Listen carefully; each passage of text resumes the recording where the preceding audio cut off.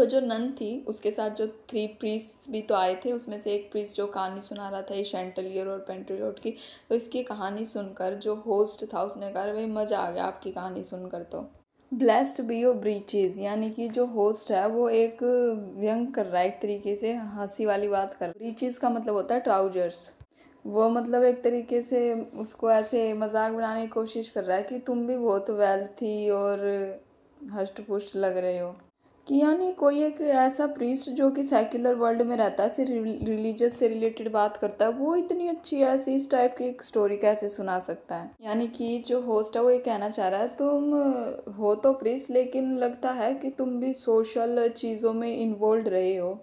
तो वो कहता है कि मुझे लगता है तुम भी उस शैंटिलियर की तरह हो, तुम्हें भी हैंड्स चाहिए।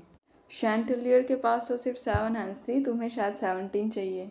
क्योंकि जो इस प्रीस्ट की जो फिजिकल अपीयरेंस थी वो हेल्दी थी, जो कि एक जो रिलीजियस प्रीस्ट होता है उसकी इतना हेल्थी नहीं हो सकता, क्योंकि वो सिक्लूजन में दुनिया से अलग थलग रहते हैं, लिमिटेड खाना खाते हैं।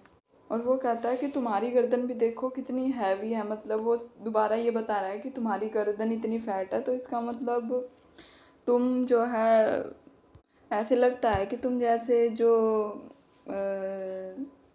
संसारिक बातों में इंटरेस्टेड हो। और तुम्हारी आंखों में वो नज़र आता है जैसे जो स्पैरो का शिकार करता है ना, तुम्हारी आंखें भी बिल्कुल वैसे ही है। और जैसे चोक सफ़ेद होता है ऐसा ही तुम्हारा कॉम्प्लेक्शन है।